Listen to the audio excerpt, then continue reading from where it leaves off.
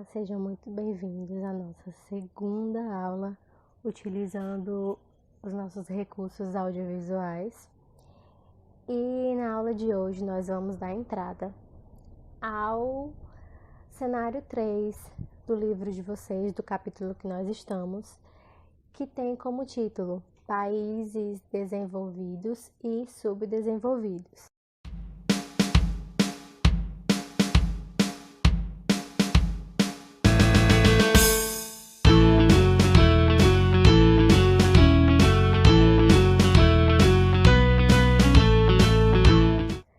A primeira coisa que nós vamos falar é sobre a classificação que se deu dos países após a Segunda Guerra Mundial. Após a Segunda Guerra Mundial, um sociólogo francês chamado Alfred criou a expressão Terceiro Mundo.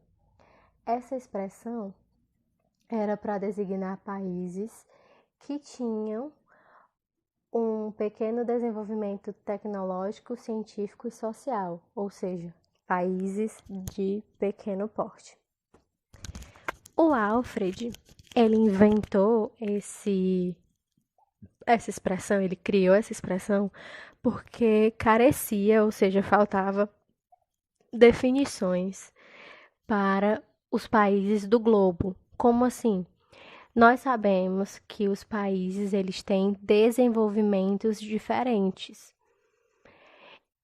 e cada um desses países tem a sua especificidade, mas alguns países são muito próximos economicamente uns dos outros e necessitava colocar todos esses países dentro de uma definição, e foi aí que foi criada essa definição de primeiro, segundo e terceiro mundo.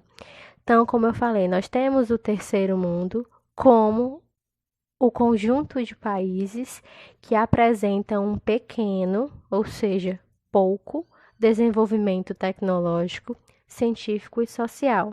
Ok, essa é a definição de terceiro mundo. Mas quais são os primeiros e o segundo? Os países de primeiro mundo eram os países capitalistas desenvolvidos. Um exemplo de país capitalista desenvolvido: os Estados Unidos da América, a Alemanha, a Inglaterra, todos eles são países capitalistas desenvolvidos. O segundo mundo era composto de países socialistas, aqueles países que seguiam as doutrinas socialistas, comunistas e por aí vai. E o último, como eu disse, terceiro mundo, países capitalistas que são ditos pobres. Ok, hoje nós não usamos essas expressões. Por quê? Porque elas mudaram a partir de 1991. Por que de novo?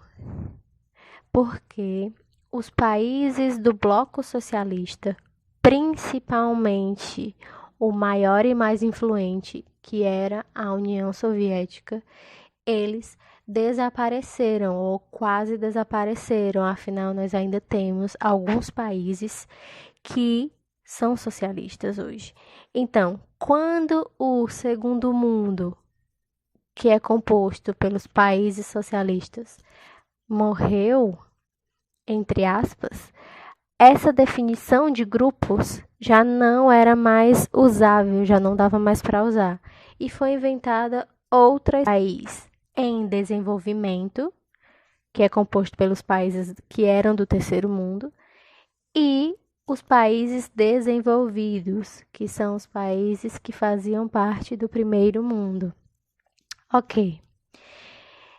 Depois dessa primeira divisão que nós vimos entre primeiro mundo, segundo mundo e terceiro mundo, que foi substituído de novo por países em desenvolvimento e países desenvolvidos, nós temos outra divisão entre os países que compõem o globo. Que divisão é essa? É a divisão norte e sul. Para quem ainda lembra, Nós temos a divisão norte e sul geográfica. Que divisão é essa? Temos a linha do Equador no meio, que corta o globo em duas partes, em dois hemisférios. Aí em cima nós temos o hemisfério norte e embaixo nós temos o hemisfério sul.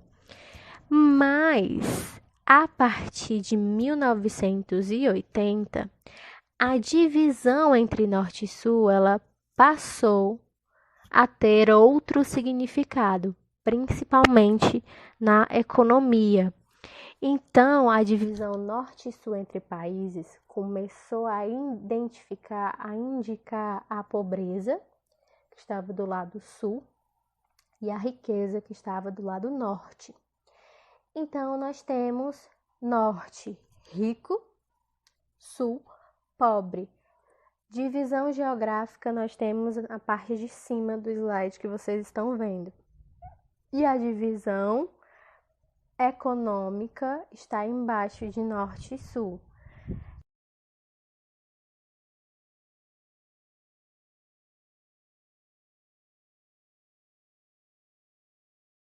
Econômica.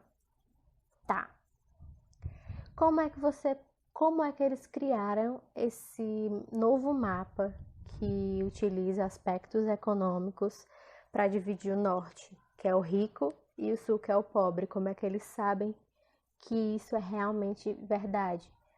Eles, os sociólogos e os economistas, começaram a observar dois fatores que vocês já aprenderam na aula passada: o PIB, que é o Produto Interno Bruto, e o IDH, que é o Índice de Desenvolvimento Humano.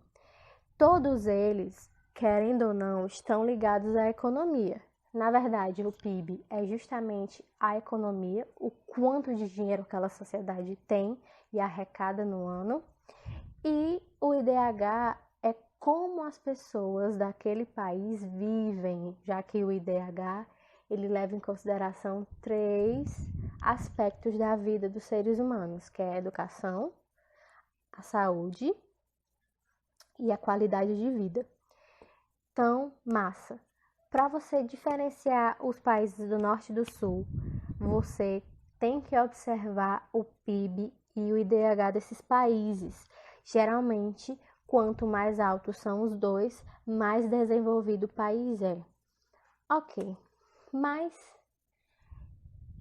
nós falamos até agora das divisões entre norte e sul. Mas aonde é que o norte e o sul são iguais? Em dois fatores. Na concentração de riquezas, os países são muito ricos e essa riqueza ela está nas mãos de pouquíssimas pessoas. Por exemplo, no Brasil, a riqueza ela está concentrada em 1% apenas da sociedade brasileira. Isso não é algo que nós encontramos só no Brasil, só nos países do sul. Os países do norte também têm este problema, que é a concentração de riquezas na mão de poucos. E nós temos a distribuição de renda, que teoricamente deveria ser uma distribuição igualitária, em que todas as pessoas tivessem as mesmas condições para se desenvolver, para poder comprar as coisas e tudo mais. Nós sabemos que isso não existe. Então, a distribuição de renda, ela não é igualitária, ela é excludente, ela exclui algumas pessoas dessa distribuição. Então, é onde o norte e o sul se encontram, porque ambos têm esse problema. A distribuição de renda é horrível e a concentração de riquezas está na mão de poucos. Isso faz parte do sistema capitalista.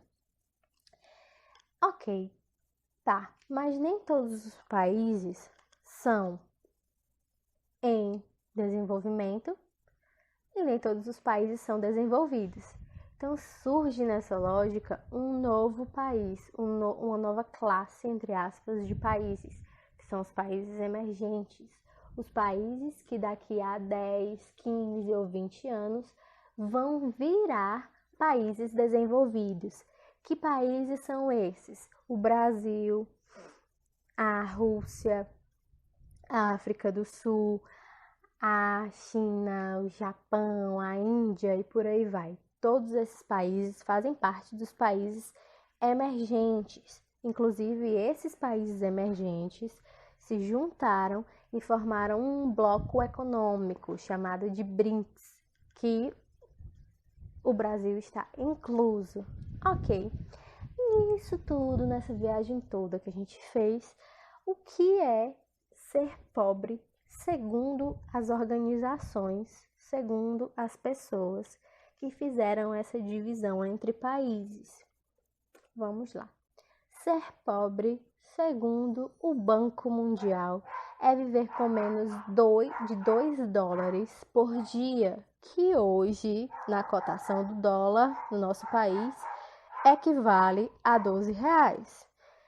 A pessoa tem que estar desempregada, ou seja, não ter emprego, e tem que viver com o mínimo ou quase nenhuma dignidade, nem acesso ao que todos nós deveríamos. Por exemplo, comida, água, moradia e por aí vai, que são coisas básicas, serviços básicos para que o ser humano tenha uma vida minimamente digna. Então, esta é a aula de vocês de hoje. Eu espero que vocês tenham compreendido todo o assunto e ficou um pouco longa, mas é porque eu falo demais. Gostaria que vocês deixassem um likezinho no vídeo, que comentassem em caso de dúvidas, isso é muito importante, e